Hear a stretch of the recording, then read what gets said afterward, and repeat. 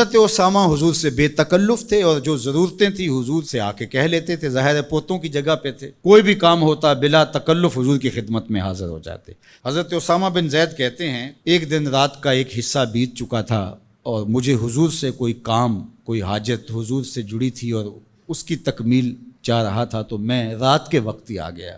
ظاہر ہے کہیں جانا ہو تو بندہ سوچتا ہے، لیکن جہاں اتنی بے تکلفی ہو وہاں کہتا ہے چلو میں چلا جاتا ہوں، تو وہ حضور کی خدمت میں حاضر ہو گئے۔ تو آقا کریم تشریف لے آئے۔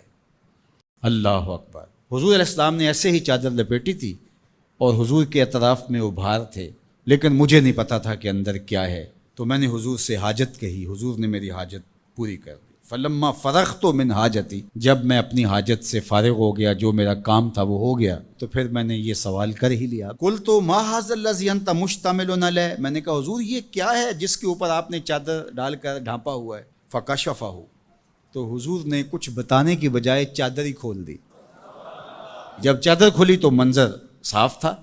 میں نے کیا دیکھا، سنو، حضرت اسامہ بن زید بن حارثہ بیان کرتے ہیں، فائز الحسن والحسین علی ورقہ، ایک پہلو سے امام حسن چمٹے تھے اور ایک جانب امام حسین چمٹے ہوئے، دونوں نے حضور کے پہلوؤں سے جفی لگائی ہوئی تھی، حضور علیہ السلام کے کشہین سے، حضور کے پہلوؤں سے لپٹے ہوئے تھے۔ اللہ اکبر! ظالموں، تم نے تیر حضور کے پہلوؤں پہ مارا ہے، حضور کے پہلوؤں سے یہ شہزادے لپٹے ہوئے ہیں۔ اور پھر آقا کریم نے کیا کہا، فقال ھذان ابنایا، فرمایا یہ دونوں میرے بیٹے ہیں، و ابناؤ ابنتی، اور میری بیٹی کے بیٹے ہیں، اللہم انی احبہما، اے اللہ میں ان سے پیار کرتا ہوں، فاحبہما، تو ان سے پیار کر، فاحب من یحبہما، اور جو ان دونوں سے پیار کرے مالک اس سے بھی پیار کر۔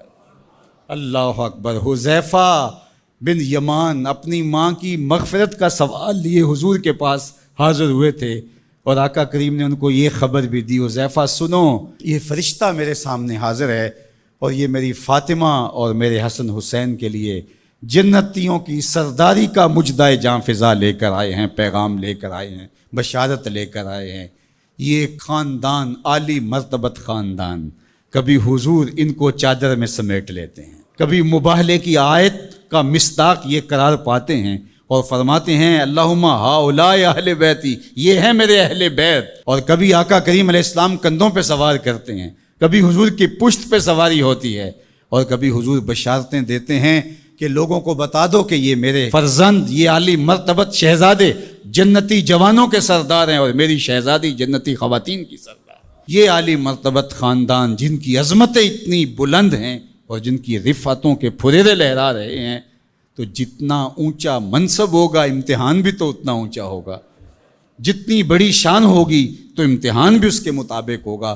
پھر 10 محرم کو جو امتحان ان شہزادوں نے دیا اور ثابت کیا کہ ہم سرداران جو جنت ہیں وہ ایسے ہی نہیں بن گئے، کیسے کڑے امتحان سے گزر کر کے ہم اس مرتبہ رفیع کے اپنے آپ کو حقدار بتا رہے ہیں۔ کوئی یہ نہ کہے کہ پیغمبر نے اپنے نواسے جان کے ایسے ہی بشارت دے دی تھی اور یہ عظمت ان کو حاصل ہو گئی تھی، ورنہ ان کے اندر کیا رکھا تھا۔